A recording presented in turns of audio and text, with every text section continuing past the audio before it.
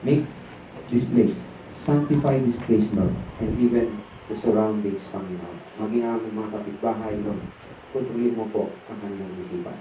Sa iyo po ang lahat ng papuri at pasalamat. In Jesus' name, everybody say Amen. Amen. Thank you, Lord. Thank you, Jesus. Purihin ang Panginoon.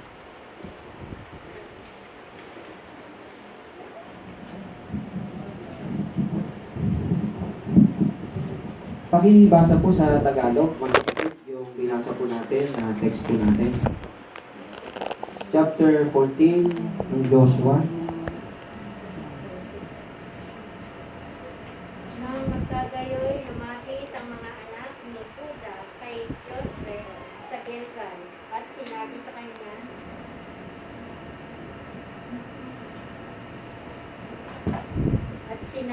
kanya, ni Caleb na anak ni Jephone na siniseo, iyong tanastas ang bagay na sinalita ng Panginoon kay Moses na lalaki ng Diyos, tungkol sa akin at tungkol sa iyo sa Cades Barnea. Ako'y may 40 taon nang ako'y subuin ni Moises na lingkod ng Panginoon mula sa Cades Barnea upang tiktikan ng lupain. At aking dinangaan ng sagot siya ng gaya ng nasa aking puso. Verse 8, gayon may pinapaglumo ng mga kapatid na kasama ko ang puso ng bayan, ngunit ako'y lubos na sumunod sa Panginoon kong Diyos. Verse 9, at si Moises ay sumumpa ng araw na iyon na nagsasabi, tunay na ang lupain na tinutungtungan ng iyong paa ay magiging isang mana sa iyo at sa iyong mga anak magpakailanman, sapagkat sumunod kang lubos sa Panginoon kong Diyos. At ngayon, narito, iningatan akong buhay ng Panginoon, gaya ng kanyang sinalita nitong 45 taon.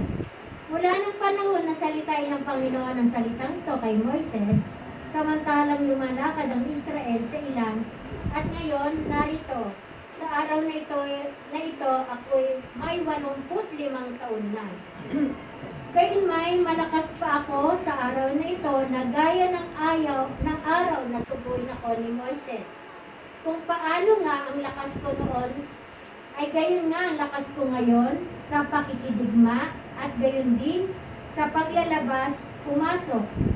Verse 12, ngayon nga'y ibigay mo sa akin ang lupain maburol na ito na sinalita ng Panginoon ng araw na yaon.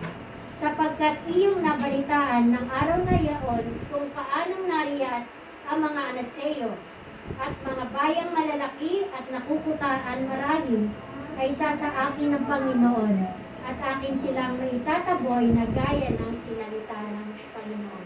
Amen. Everybody say Amen. Amen. Purihin ng Diyos. Kung nanood kayo mga kapatid ng video sa Jewel, nagbukas kayo nung Sunday or maybe Monday, mapapanood nyo doon yung video. Amen? Nanood ko ba kayo? So, video. Kung nanood po kayo niya sa Jewel mga kapatid, ang panahon natin ngayon, kailangan, sa panahon natin ngayon mga kapatid, maaaring yung iba nagtatanong sa atin, nagtataka. Nasaan ba tayo ngayon sa panahon natin? Nasaan na ba tayo ngayon? Nasaan na ba tayo ngayon? Malayo pa ba tayo? Because we are in our journey. Malayo pa ba tayo? Nasaan ba tayo ngayon? So, doon sa video na yun mga kapatid, kung nanood kayo, ang sitwasyon natin ngayon ay nasa panahon na Moses is already dead. Si Moses patay na at ang sabi ng Panginoon kay Joshua, Joshua, arise. Moses is dead, Joshua, arise.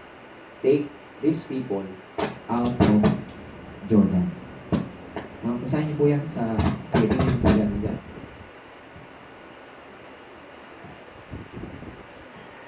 Joshua, sa akin, sa taas. chapter 1. Ayan. Verse 2. Moses, my servant, is dead. Now, therefore, arise. Si Joshua siya sabihan. Go over this Jordan, you and all these people, to the land which I am giving to them, the children of Israel. Verse 3. Every place that the sole of your foot will tread upon, I have given you, as I said to Moses. Alam natin, mga kapatid, na ang kautusan ay, o si Moses, represents the law. Amen? Because kaya nga yung law, ang tawag po dyan is the law of Moses. Kasi the law was given by Moses. And Moses represents the law. Amen po? So, when Moses died, mga kapatid, unawain natin na hindi nagawang ipasok ni Moses yung Israel doon po sa Kanaan. So, hindi sapat na si Moses, bilang nagre-represent siya ng law, na ilabas niya yung tao doon sa Egypt. Ano po yung Egypt? It is the land of slavery. The land of bondage. It is a picture of this world. Egypt is a picture of this world. The land of slavery, the land of bondage. Nandun lahat ng pang-aalipin, pangbubusabos, mga injustification, yung mga unjust na mga bagay, mga kapatid, na andun po sa Egypt. And Moses was called to bring them out from Egypt, to bring them into Canaan. Amen? Pero hindi na ipasok. Why? Because even Moses, mga kapatid, who gave the law, ay hindi po nakasunod sa kautusan. Amen? Ang sabi ng Panginoon kay Moses, Moses, magsalita ka sa batong ito. Dahil nagutom yung mga tao, magsalita ka sa batong ito, sabihin mo, maglabas ng tubig at lalabas ang tubig. Pero dahil sa si Moses, mga kapatid, ay nandun yung galit, yung sama ng loob sa mga tao na walang ginawa sa haba ng panahon, mga kapatid, na ang Diyos ay ginabayan ng tao, sinamahan ng Diyos sila sa ilang for 40 years. Amen? For 40 years. Sinamahan po sila, hindi sila nagutom, they were protected sa pamagitan po ng apoy sa gabi, sa umaga naman yung ulap. Kaya kahit sa ilang yung ilang mga kapatid ay napakainit, yung ulap na yon, yun ang nagsisilbing shadow po nila. Yun nagsisilbing tawag doon, yung umbrella po nila na nagkakalong po sila. Hindi po sila naiinitan. Amen po. Sa gabi naman, mga kapatid, na nakakaramdam sila sa disyerto po kasi napakalamig po niya. Kagaya ngayon, December, malamig. Yung apoy ng Panginoon, yun naman ang nagbibigay sa kanila ng init. Imagine, mga kapatid, yung pag-ibig ng Panginoon sa kanila. Amen? And still, hanggang dun sa malapit na for 40 years na dumating na yung 40 years, mga kapatid, na nagutom na naman sila, nauhaw na naman sila, mga kapatid, ang mga tao hindi po nagbago. Kaya sabi ni Moses, yung sabi ng Panginoon sa kanya, Moses, magsalita ka sa bato. Pero ang ginawa ni Moses, mga kapatid, hindi nagsalita sa bato. Pinalo po niya yung bato. And it's another message, mga kapatid. Pinalo po niya yung bato. Although, hindi yun ang utos ng Panginoon, pero ang Diyos, mga kapatid, nagpalabas pa rin ng tubig para ang tao maibsan yung kanilang pagkauhaw. Pero sa mata ng Diyos, mga kapatid, hindi po mabuti o hindi nabigyan ni Moses ng karangalan ng Diyos sa harapan ng mga tao. Nakuha po ba natin, mga kapatid? Amen? Kaya si Moses, hindi pinahintulot ng Diyos na pumasok sa Kanaan. Kasama po yung mga tao na edad 20 pataas. Hindi po sila nakasama. Yun ang nakakalungkot doon, mga kapatid. Nakalabas po sila sa Egypt, pero hindi sila nakapasok sa Kanaan. Amen po? Nawalan po natin? Kaya nga, kung pagtitingnan natin yung kautusan, mga kapatid, na naglabas sa kanila, pero hindi sila naipasok. So, in the wilderness, nangangailangan ng Joshua. Kaya kailangan may Joshua, may hirangin Joshua, may tawaging Joshua para ito si Joshua, siya ngayon ang magpapasok sa Kanaan. Kaya sinabi ko, anong kinalaman ko sa atin mga kapatid, na ito yung panahon natin ngayon. Amen? Na tayo po ay lumabas na po, nilabas na tayo, sabi niya, you were from death to life. You are transferred. Sa John chapter 4 verse 24, sabi niya, He who hears my word and believe Him who sent me. Ano ba yan? Pakibasa ka. 4:24. Pakibasa po. John 4:24. 4:24, ang Diyos sa Espiritu. 5:24. He who hears my word and believes in Him who sent me shall not come into judgment. He has transferred from death. Yan, sige. Katotohanan, sinasabi ko sa inyo, ang dumirinig ng aking salita at sumasampalataya sa Kanya na nagsugo sa akin ay may buhay na walang hanggan at hindi mapapasok sa paghatol, kundi lumipat na sa kabuhayan mula sa kamatayan. Amen. So lahat ng nanampalataya mga kapatid, lahat ng nagtiwala, lahat na naniwala sa Panginoon, ang sabi ng Panginoon, inilipat ka na mula sa kamatayan patungo dito sa buhay. Mula sa kapahamakan, dito ka ngayon sa kaligtasan. Mula doon sa sakit, dito ka ngayon sa kagalingan. Amen? Amen po. So, iyan yung sitwasyon ng panahon. Kung i-imagine niyo yung panahon po ni Moses, mga kapatid, they are already outside Egypt, they are already in the wilderness. And they are about to come into the land of Canaan. And the land of Canaan is the promised land. Na ibig sabihin, nandun lahat ng mga pangako ng ating Panginoon. Alam na po ba? Sa panahon natin ngayon mga kapatid, maaaring iba nagtataka sa atin, ang tagal na nating born again, ang tagal na nating Christian, believer tayo mga kapatid. Pero until now mga kapatid, hindi pa natin nararanasan kung ano yung mga bagay na pinagkaloob sa atin ng Diyos.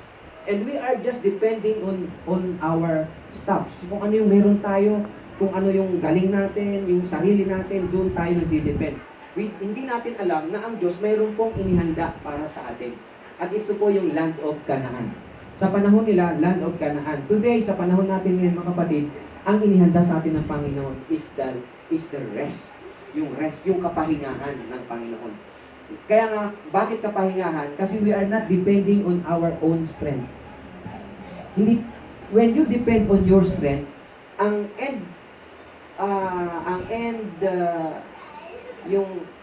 yung dulo niyan mga kapatid is you become tired, stress. Amen? Kaya sabi ng Panginoon, all of you who are heavily laden and are weary, sabi niya, come to me and I will give you rest. Yung rest na yun, hanggang ngayon mga kapatid, hindi natin alam kung ano yung rest na yun. Nakuha mo ba mga kapatid? We are entering His rest. We are now entering His rest. Sa panahon nila mga kapatid, God wants them to enter Canaan. Paano naging yung rest? Paano naging Canaan yung rest? Makinig tayo. Canaan, sabi niya, is a place where you will live in a house you don't build.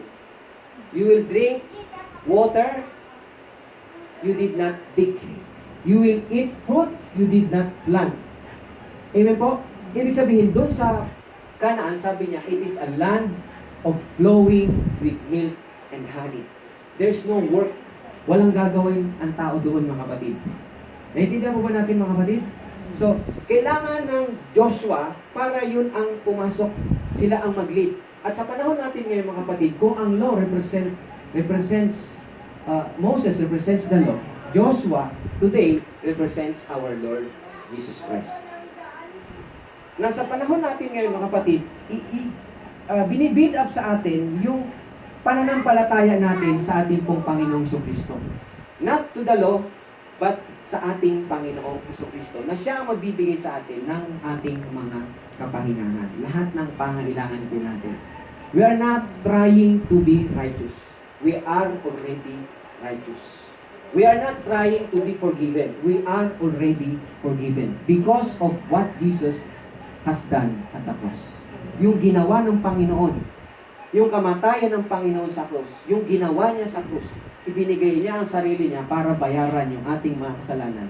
That's why we are now forgiven of all our sins, past, present, and future. Now, the question is, ano na ngayon ang gagawin natin? Is it enough for you na maging righteous lang po tayo? Is it enough for you na sabihin na malaman mo na ligtas ka o ligtas ka na, tama na yan? Righteous ka, tama na yan? Is it enough? Okay na ba yan? Nais ng Panginoon mga kapatid na magpatuloy po tayo. Do not stay in the wilderness. Ligtas na po sila. Wala na po sila sa Egypt. Malaya na po sila. Pero sa Egypt, puro laban. Amen? Tumatawid po sila ng, wilderness. Wilderness. Please correct me if I'm wrong with my word. Nandiyan po ba tayo mga kapatid? Kagaya ng mayordoma. Hindi pala mayordoma. Ano yun? Kumatrona. Minsan, kasi nadadala rin ako nung yung emosyon, kasamang emosyon at yung sasabihin mo. Nandun yung isip ko, pero yung lumalabas sa bibig ko, hindi ko napapansin. Pero ang tinutukoy ko, yun. Please lang. Palakpakan muna natin ating Panginoon. Praise the Lord. So, nais ng Panginoon mga kapatid na hindi lang tayo maging righteous.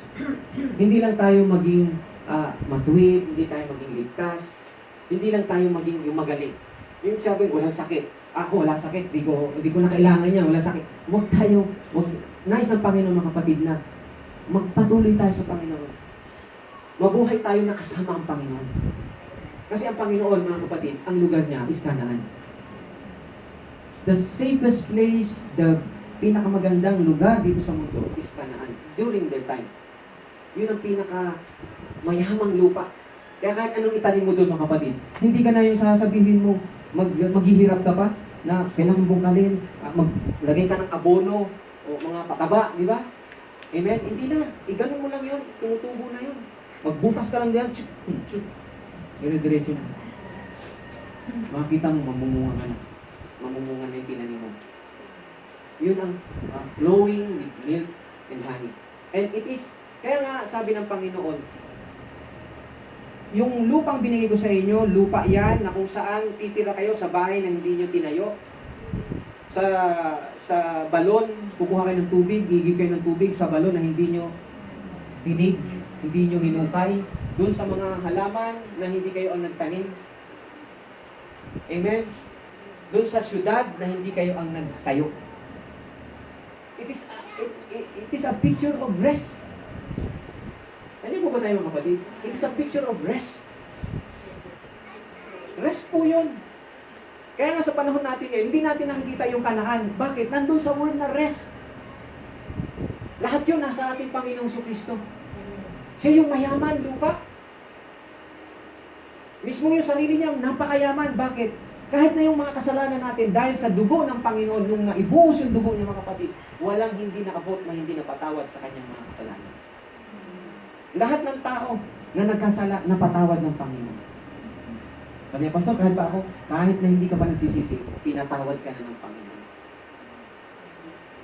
Amen? But when you know na pinatawad ka na ng Panginoon, mananatili ka na bang, ay, tama na ako. Pinatawad na pala ako ng Panginoon. No, you have to believe. Kailangan mong maniwala ka, kailangan mong tanggapin yan. You have to possess it. Amen? Parang ganito mga kapatid. Kung ako mayaman, kunyari, hindi itong lugar na to, ang itsura. Mayaman ka nga di ba? Hindi ka itsura. Tama ba? O, syudad to. O, magandang syudad. Ako may-ari dito. Dati hindi ako. Pero ngayon, ako na daw. Dahil anak ako ng may-ari. Nakuha niyo po? Dati ako mahirap. Sabi ng tatay ko, diyan ka na. Yan ang iyo. Yan ang iyo. Ikaw na may-ari niyan. Tapos, anong gagawin kong buhay mga kapatid? Basta ako may-ari nito. Kahit saan ako pumunta, ako may-ari nito. Hindi ka nakikilala ng mga Walang nakatira doon. Amen? Kahit na sabihin mo may-ari ka, pero hindi mo pinoses yun mga kapatid, at hindi mo dineclare na ikaw ang may-ari niya mga kapatid, di ka papansin ng mga makakita sa'yo. Sino ba? Sino ba to? Nandiyan po ba tayo mga kapatid? Amen? Gusto ng Panginoon na i-possess natin. Alapakan po natin ating Panginoon. I-possess natin kung ano yung nasa bigay sa atin ng Panginoon. And one thing na it is called inheritance. Tingnan niyo po, pakibasa po natin sa 11. Tingnan natin. Joshua 11, verse 23. So Joshua took the whole land. So ito, yung pinasok nung pumasok na si Joshua sa Canaan, ang sabi dito, so Joshua, yung to cut the story short, yung sinasabi ko sa inyo mga kapatid, na si Joshua ang nagpasok po sa Canaan. Amen? Amen. Makinig tayo mga kapatid. Hindi tayo makakapasok sa Canaan without the presence of Joshua. Sa panahon natin ngayon, hindi tayo makakapasok sa langit without the Lord Jesus Christ. Hindi pwedeng, kilala ko si Moses, pero si Joshua ngayon, mga kapatid, na nakatayo sa harapan mo. Kilala ko ang Diyos. Ako naglilingkod sa Diyos. Pero sino ba ang binigay sa iyo ng Diyos dyan? Ang ating Panginoon sa Kristo. Kaya ang law, hindi naipasok sa Canaan, nailabas niya ang tao sa Egypt, pero hindi niya naipasok ito sa Canaan. Amen po? Hanggat hindi ka nakakapasok sa Canaan, you will not experience.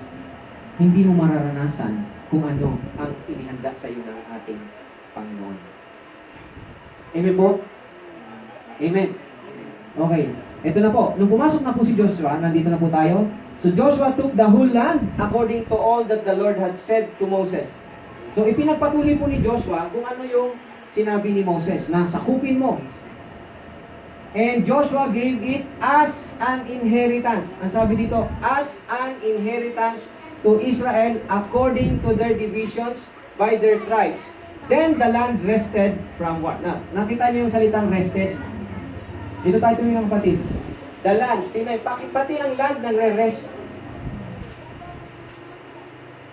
O isipin niyo mga kapatid, ang dahilan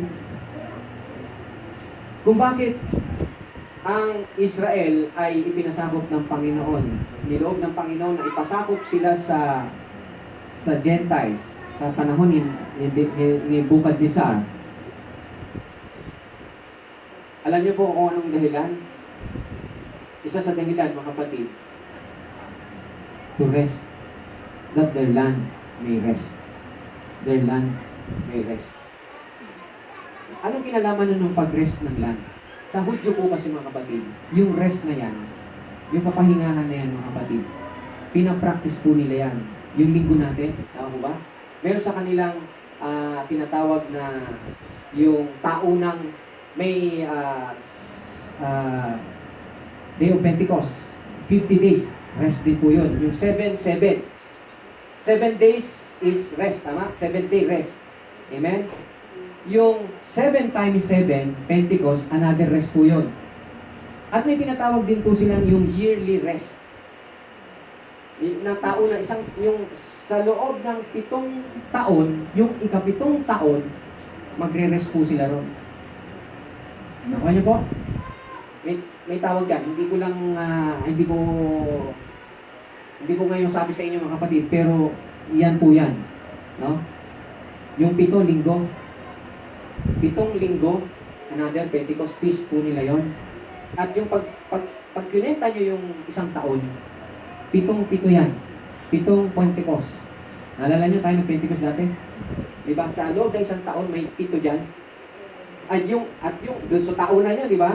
So, yung taon na yon, magbibilang sila ng 7 na naman na taon, pasok na naman ngayon yung taonan na, pang 7 taon, nagkakaroon din sila ng another feast. That is still rest. Kaya nga may tinatawag po silang Jubilee. Saan yung Jubilee? 50 years. Nakuha niyo po ba? So, 50 years, nabubuo nila yon. Yung 50 years, pag tinignan niyo yung mga kapatid, 7 years yan, 7 taon. 7 years, 7 times 7 years, 50 years. Jubilee yun. At pag dumating po yung Jubilee, mga kapatid, yung Feast of Jubilee ng Hudyo, ito hindi pa natin ito naririnig. Siguro, no? Marahil. Pero, sinasabi po ito sa atin ngayon to make us informed.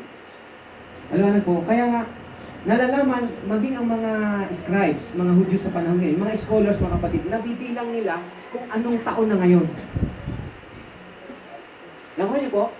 Katulad dito mga kapatid, kailan naging nagkaroon ng independence ng Israel? Di ba 1967? Nandiyan po yan, 1967, o 1947. Pag pinatakbo nyo yung 50 years yan, tinitingnan nila yung 50 years. Na doon sa 50 years, magkakaroon ng Jubilee. Jubilee year ang tawag. At kapag Jubilee year, hindi po ito parang normal lang sa atin na mayroong Jubilee year. Pag sa Hudyo, pag may Jubilee year, it means kalayaan. Kung ako mayroong alipin ngayon, mga kapatid, at si Pastor Anida may binenta sa akin, na within that Jubilee, na 50 years, may binenta sa akin. Sa kanya yon. Pero pagdating dahil mahirap siya, binenta niya lupa niya, pagdating ng 50 years, ibabalik ko yun sa kanya. That's the year of restoration na tawag. Nire-restore ko yung binabalik. Kung ako may alipin ngayon, pagdating ng Jubilee year, palalayain ko yun. Di ba may mga alipin na nagiging alipin sila, yung bandit sila, dahil naglilingkod sila. Pero pagdating ng 50 years, naya lahat. Yung mga nawalan ng lupa, ibabalik sa yung dati mong lupa. I-restore yun ng Panginoon sa iyo. Yun. Bakit ginawa ng Panginoon yun? Sapagkat gusto ng Diyos maging pantay-pantay ang anak ng Diyos. Walang maghihirap. Nakuha niyo po ba mga kapatid? Tingnan tayo, pag linggo tayo, di po ba? Akala natin yung linggo ay baliwala lang sa atin to mga kapatid. Pero hindi nyo alam mga kapatid, kada linggo may ibinabalik ang Diyos sa atin. Nire-restore ang Panginoon sa buhay natin. Hindi nyo lang alam yun. Kaya nga, every time we come to Jesus, we always receive. We always receive. Akala natin tayo nagbibigay ng lakas sa Panginoon, tayo yung umatid. Kailangan umatid ako sa Panginoon kasi pagagalitan ako nila pag hindi ako umatid. No, mga kapatid. Kailangan mo ang Panginoon. Kailangan mo palagi ang Panginoon araw-araw. At every Sunday na nagkakatipon tayo mga kapatid, God is restoring to you what was lost in your life. Palakpakan natin ang ating Panginoon. So, dito mga kapatid, dito, ang sabi dito, yung inheritance. Take note yung salitang inheritance. Inheritance. Sa panahon nila, inheritance po yun.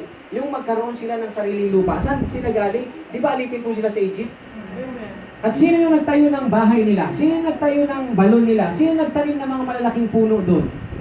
Mga higante. Yung mga giants. Kaya yung bahay nila doon mga kapatid, hindi nila kaya itayo kasi ang nagtayo ng higante. Matitibay. Maliwanag po ba mga kapatid? Yung balon, malalim, talagang hindi maubusan ng tubig. Yung mga halaman doon, talagang ang lalaking puno at matataba. Malulusog. So, unawain nyo, balikan ko lang yung sa panahon na naalipin sila, pinabihag sila sa ibang bansa, sa mga Gentile. Ang dahilan mga kapatid, mabasa nyo sa Jeremiah. Kaya nga sila, ilang taon sila sa labas o sa alipin? 70 years. Pagdating, yung Daniel chapter 9, verse 25, di ba? Yung 70 weeks of Daniel, di ba? Yung 70 years, no? Kaya nga si Daniel, mga kapatid, nung mabasa po niya yung aklat ni Jeremiah, tingnan nyo ha, nagpapatuloy, yung aklat ni Jeremiah na nabasa niya na 70 years na pala. Ito na yung pinaka 70 years, ibig sabihin lalaya na po sila. Kasi ang taning ng Panginoon, magiging alipin sila sa ibang bansa within 70 years. Bakit? Ano yung 70 years na yun? Yun yung 70 years na hindi sila nagsamba, hindi nila pinahalagahan, hindi sila nag-rest, maging yung lupa nila. Tingnan nyo mga kapatid, yung lupa nila, araw ng, sabi, pahinga nyo yung lupa nyo. Kahit pahinga mga kapatid, tanim pa rin ang tanim. Parang hayop. Kung kayo may hayop mga kapatid, at nag-aalaga kayo ng hayop, at ginagamit nyo yung hayop na yan, baka man yan mga kapatid, ginagamit nyo sa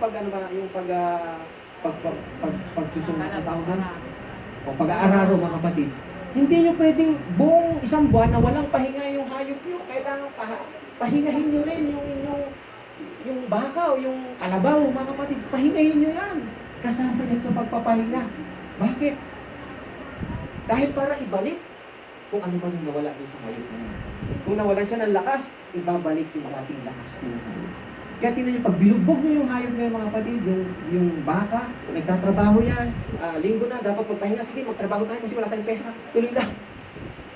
Makita mo, pagdating ng lunes yan, yung baka mo, mga kapatid, akala mo malakas pa rin, pero unti-unti yan, hinuhulog yan, nawawalan din siya ng lakas. Mamaya babagsak na yan, magkakasakit na yan. Sa dapuan na yan ang sakit. Magugulat ka sa bandaron, wala ka na. Ganon yung ginawa ng Panginoon sa Israel. 70 years. Ito yung 70 years na, ito yung taon na hindi nyo pinahinga ang inyong lupa. Bakit lupa, mga kapatid? Lupa lang ba? Tayo, saan ba tayo nanggaling? Sa lupa kung tayo galing. Amen po. Maging yung ating katawan natin, meron itong kailangang pahinga. Hindi yung araw na ng pahinga yan, itatrabaho mo pa rin. Kailangan igawa mo pa rin yan dahil may hinahabol ako ngayon, may rush ako ngayon sa Panginoon eh. May rush ako ngayon sa trabaho ko, sabi ni boss ko, gawin ko to eh. Mga kapatid, kailangan mo rin magpahinga. Isang araw makikita mo, tatamaan ka na. May sakit ka na. Hindi, naabuso mo na yung katawan mo. Malaman po ba mga kapatid? Hindi sasabihin na, isipin nyo to mga kapatid ha, hindi dahil sa ang Diyos nagpo-provide. Pero kaya nga kailangan ng tayo binibigyan ng wisdom ng Panginoon para turuan po tayo. Para magpatuloy yung blessing sa buhay natin. Naintindihan mo ba natin mga kapatid? Magtuloy-tuloy yung blessing. Nais ng Panginoon kasi it is a flowing with milk and honey. Tuloy-tuloy. Now, tingnan nyo mga kapatid. 70 years na wala po sila. Pero after 70 years, sabi ni Daniel, babalik na pala. So, doon na nalangin si Daniel. Lord, pahayag mo po sa akin kung ano ibig sabihin nito. Doon itinani, doon ibinigay naman ang pahayag ng Panginoon. Na 70 years, ayan, pagdating ng 70 years, babalik. Ang itong panahon natin yan, dumating ang Panginoon. Nasa yung 490, di ba? 490, and then 483. Tama, 483, bumalik ang Panginoon. Yun yung about the last day. Pero hindi po yung message natin. Sinasabi ko na sa inyo mga kapatid, na yung 70 years na yun, nung bumalik ang Panginoon mga kapatid, binilang uli ng Panginoon 70 years. Gusto ko lang sabihin sa inyo mga kapatid, na kaya nabibilang yung mga buwan, yung mga taon na yan sa mga Hudyo mga kapatid. Alam nila, dahil dito nila binibase yung araw ng kapahingahan. Doon nakabase. Kaya may inaalala nila, itong araw na to, itong taon na to, year of jubilee nila. So babalik sa kanila. Palapakan po muna natin ating Panginoon. So, unawain nyo dito mga kapatid, yung inheritance na yun, ibig sabihin yung division, binigay sa kanila yun, isa-isa.